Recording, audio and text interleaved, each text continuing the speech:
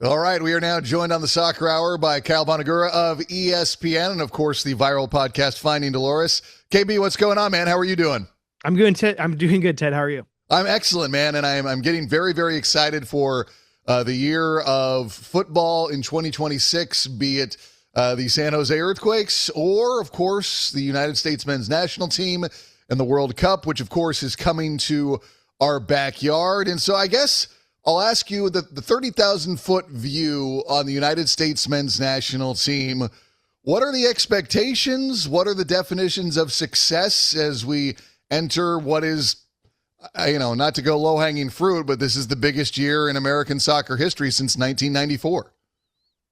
Yeah, and I think it's even more important than 94, just in terms of what it can mean for the sport in the country. It was 90, not to like discount what 94, and I just think in terms of global relevance, this has the potential to be even more impactful. But as far as expectations for the national team at the World Cup, I think for me it's pretty cut and dried. I think the round of 16 has always been kind of the minimum line, right?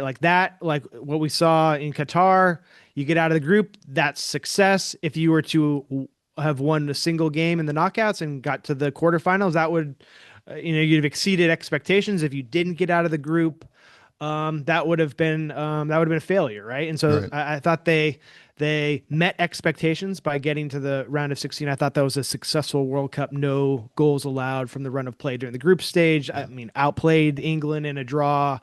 It was really, a really strong showing from the national team. And now that, here we are for more years of development on home soil, different format. I think you have to raise the bar continuously, right? And so if you're raising the bar, round of 16 was last time around. You would just have to do better than that to be a truly successful World Cup, right? So I think we always knew that the way the World Cup was structured now with 48 teams, that the groups were going to be a little weaker, right? So you look at the US's group and you're like, yeah, it's not really about getting out, right? Even if it was a 32 team format, you look at that group of four, you probably should. I think the expectation is that they could even top the group.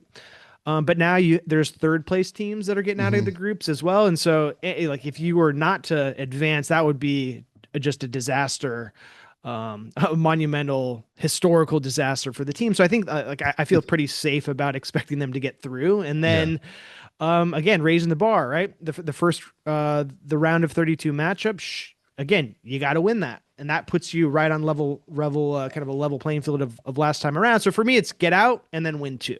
Yeah. Reach the round of 8. You're on home soil. You should have all the advantages to make that sort of run. But of course, a lot of this is just luck of the draw and who you get matched up with in the knockout rounds. And if you get if someone else, say a team like, pulling a name out of the air, like Brazil doesn't play well in the group and they get second or something, then the U.S. ends up in a set, and there's like some sort of meeting like that where you kind of get unlucky with a global power early in the knockout rounds. You can't really guard against that. But I think as we sit here today on January 7th, success is exceeding past performances. What do you think about what we've seen with Pochettino and his management of the national team? Because there's been a lot of criticism. At the same time, I don't think that he's necessarily been wrong with the way he's tried out players, with the way he's tried different things, and he has never been in panic mode with this squad. It seems like he's gone in a very broad realm of evaluation to try and get an idea of what he has. And while I think that's caused a lot of consternation from fans, there has, from me, been a greater level of appreciation of what he's been trying to do, as opposed to just prioritize the moment. He's prioritized the big picture, which understandably the American soccer fan has not always been in lockstep with. So he had an interesting task coming in. He, like, not a full cycle, but I don't think that's not really a problem. No. We saw, who was it? It's going to come to me later. Who hired their coach like a few days before the World Cup last time around, and they made a deep run. It's not coming to me off. I'll think of it. But I mean, look, he had there was, I guess there was two ways to approach it. Right? Is one is like you go with the proven guys who have been around the team, and you use the run up to just get them firing on all cylinders together. Like for me, that would have been a really logical way to do it. I think there's, anyone who has invested in watching this team over a long period of time probably felt like they had a pretty good idea of who the top players were based on what we've seen in national team camps and also just at the club level, whether it's in MLS or whether it's abroad in top leagues. He didn't go that way. He went the other way. And that's like, hey, let's give everyone a shot. He opened it up and brought a lot of different players in from a lot of different leagues, a lot more reliance on MLS guys than I thought maybe was the expectation, fairly or unfairly, with a foreign coach coming in. Like I kind of just assumed that, hey, here's this guy who is coached at the highest levels in Europe. He would be the most comfortable playing guys with who play on that stage. And that just hasn't been the case, right? He's brought in a number of MLS guys that look like they're probably going to make the roster over, comparable talents who are playing abroad. So that for me has been really interesting to watch. It's, it's a divisive topic, right? People clamoring for guys testing themselves at the European level, guys who are in form at MLS. It's a chicken or the egg thing, right? But it's been kind of interesting to see how he's gone about it, regardless of how you feel about what the right path is. And obviously, you're gonna get an interesting mix here. And I still am hesitant to make any, firm conclusions about what this process, like how to evaluate it, because we haven't seen the final roster yet. And so once we get there, maybe it all makes sense, and we have a fully comprehensive explanation or understanding, I guess, of how he went about it. So, I mean, for me, that's the next most interesting thing is like who's going to be available from a health standpoint, and then who's ultimately you can't say on the plane anymore, but who's back here on home soil when this tournament kicks off.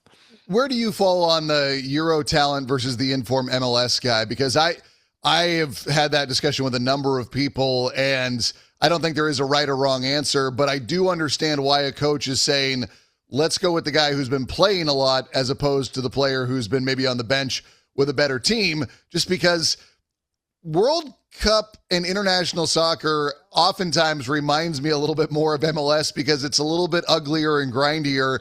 It's not as beautiful as UEFA Champions League. It's a little bit more grit and, elbows and knees in your stomach when you're kind of battling in the 70th minute. And so I kind of wonder if that's what Poach has thought about and what he's seen in international play, because it's not, again, I love it. It's the beautiful game, but it's not as fluid as a UEFA Champions League. Yeah, I mean, I understand what you're saying, but I don't know if just because you play in MLS, does that make you better suited to play that style? I guess it's like, if you're training at a high level in Europe, you should theoretically still be ready to go. It's not like you're not touching a soccer ball and you got your feet up on a couch, right? So it's like I guess it is very much case to case, right? And I think that you'll have a little bit of a longer camp here than in Qatar, where you were just taking a break in the middle of the year. So like they should have a pretty good runway, and I think what that will allow him to do is like, look, there might be you bring in two guys who are in different situations.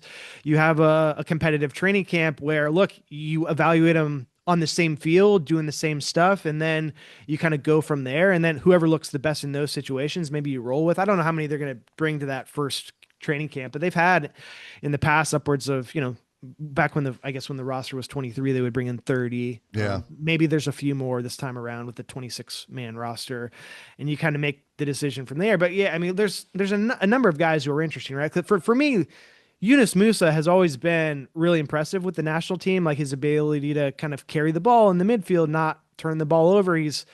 He doesn't really produce much in the final third, but for me, he was always a really integral piece of the team, last cycle. But he's nowhere to be seen, right? He's not playing in Europe with his club. He's not really getting any opportunities with the national team now. And that for me is a really surprising development. So like, for me, it's like, if all things are equal, if you look at him or a guy like Sebastian Berhalter, right? There's no question who the more talented soccer player is if all things were equal. But if Yunus isn't playing, and he hasn't been playing for years, and Berhalter's playing at a high level in MLS and has produced for the national team for Pochettino, like I guess you have to lean that direction. I'm glad I don't have to make those decisions, because it's really like there's not not a whole lot of science there. So I hope they do get those guys in a larger camp and kind of let them try out for the job, or the jobs plural.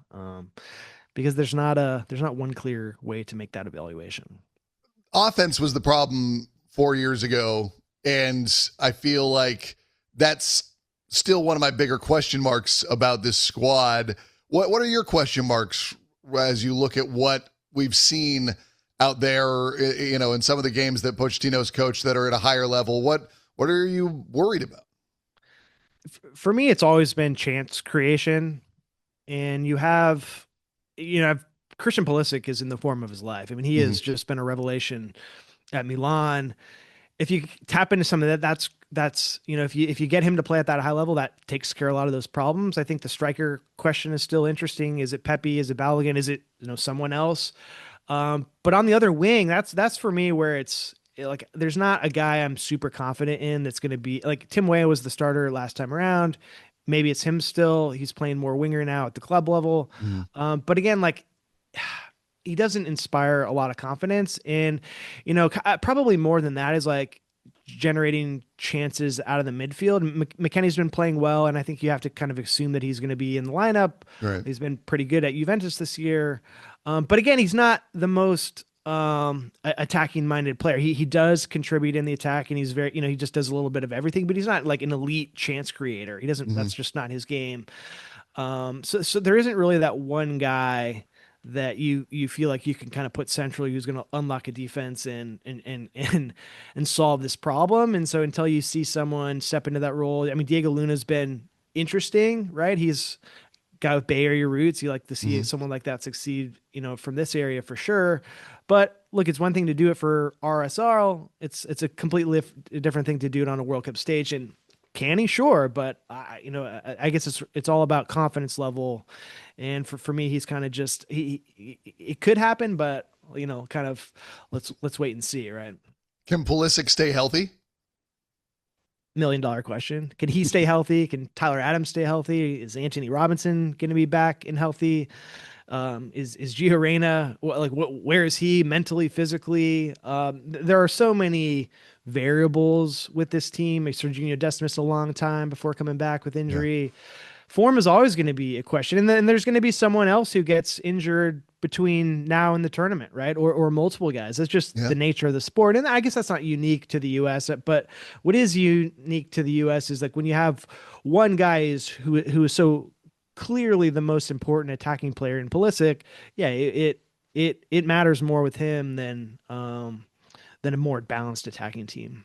Yeah, no, I agree. And it's interesting, to look at the way that the U.S. is set up a couple of different ways under Pochettino. What have you thought about the way that he has organized them and some of the tactics that he's employed?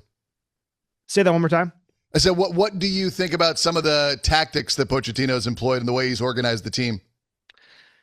Yeah, I mean, it's a team that sets up really well to roll with wingbacks, especially if you have Anthony Robinson healthy. If he's not healthy, it's a little bit different, right? Because I think that, Arson's an interesting player, but is he like you're putting a lot on his shoulders then if he's going to be the guy running that running that outside channel. If it's Robinson and Dest kind of playing with the back five and using those guys as wingbacks, I like it a lot. But without Robinson, I'm less of a fan of this team playing that way. I think that you probably need to have someone like Arfson.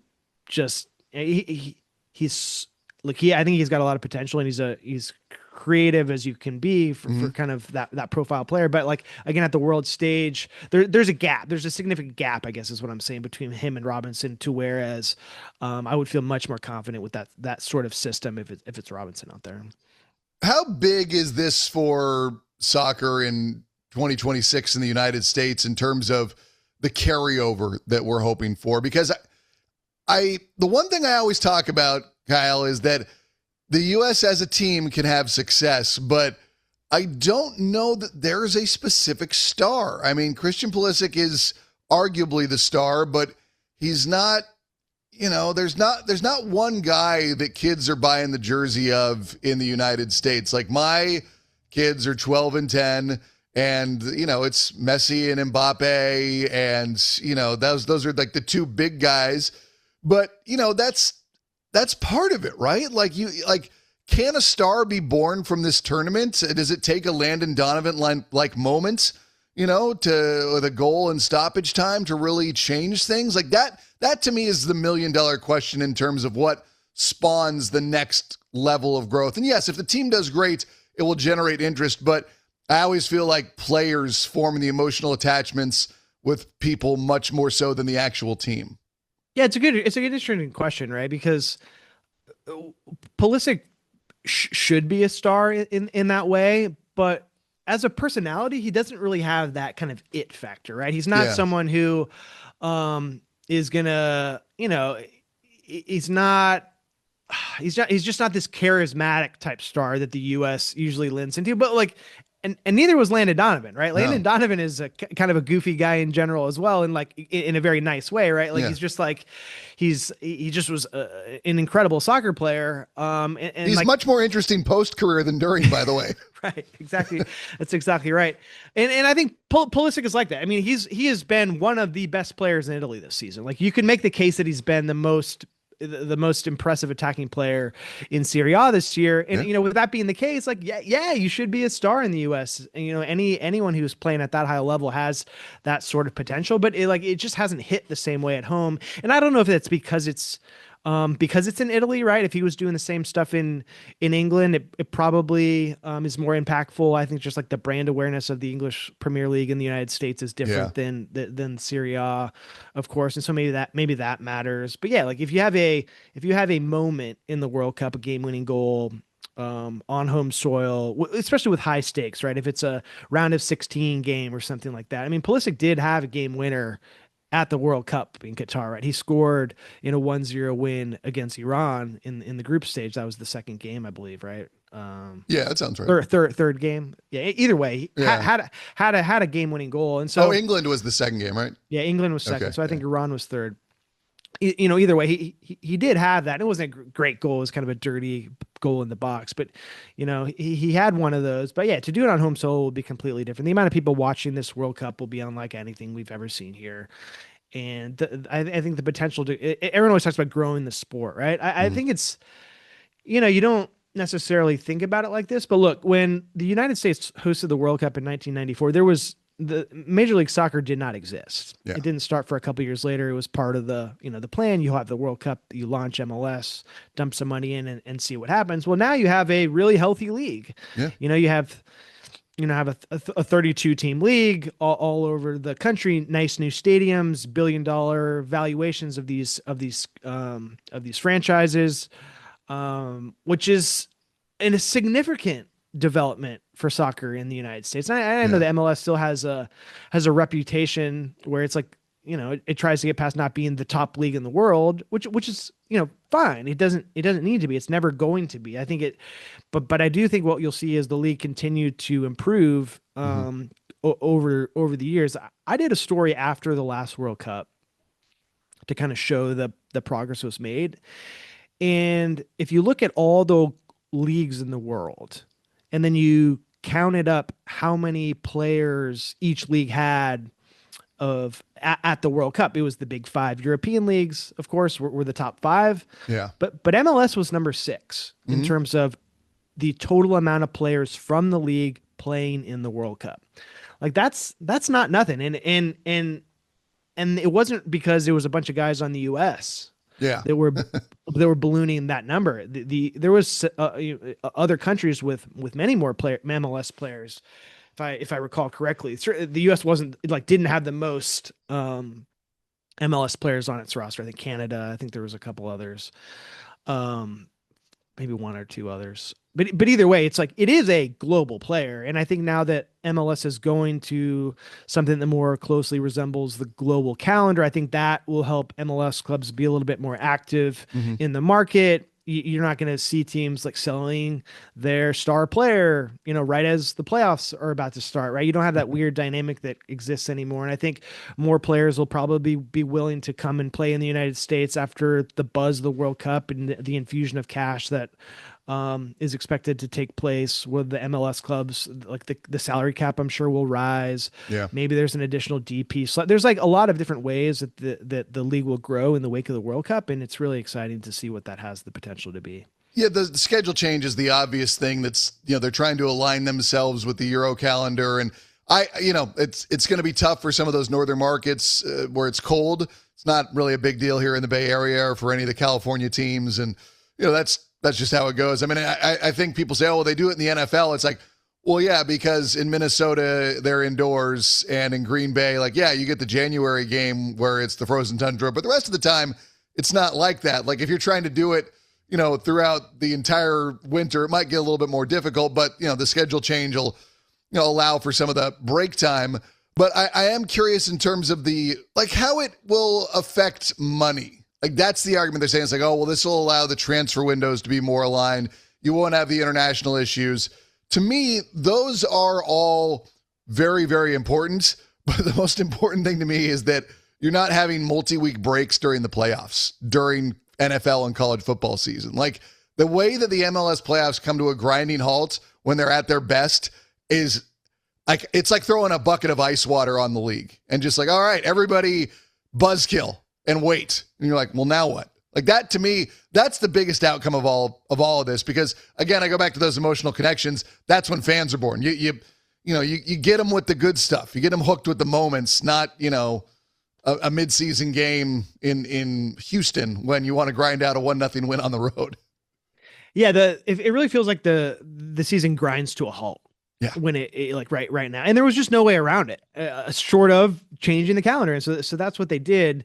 Yeah, it's and then it's not only like you take the breaks, but then you have the teams in the playoffs are they're the best teams, and the best teams have international caliber players. So like you'll get to a point where now you have multiple players, not just like American players, but African players, European players, South American players. And so it's not only a break in the middle of the playoffs, you have guys leaving the team to go play soccer on different continents as a result of this, and then come back and they're tired or hurt, or there was just so many issues with that, like that schedule quirk, that fixing that, in theory should make the playoffs that much more interesting.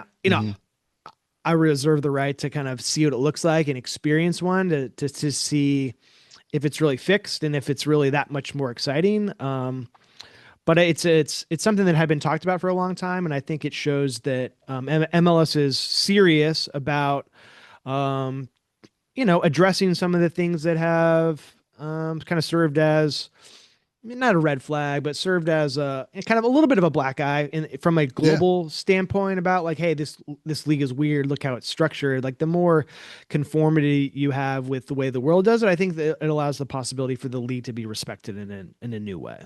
And then the obvious conversation of money and aligning the transfer windows that much more. The U.S.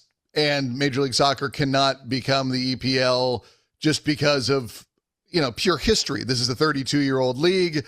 It would be like, asking a new conference in college football to become the SEC. It just doesn't happen like that. Like, the battle against history to me is always the biggest one. But if the U.S. and Major League Soccer does increase its spending, can they get into that firm conversation where maybe they're not the top 5, but they're the top 6 or 7, to where the structure and the stability of the league will allow them to have that much more success, and with the alignment of the calendar? That's the other thing, is that like, you have the option now of maybe watching EPL games in the morning and then, MLS games through the afternoon and into the evening.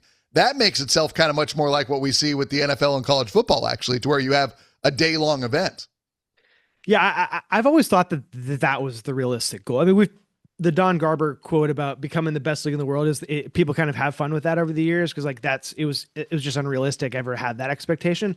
But I do think like being the best league outside of the top 5 European leagues is something that could happen. Yeah.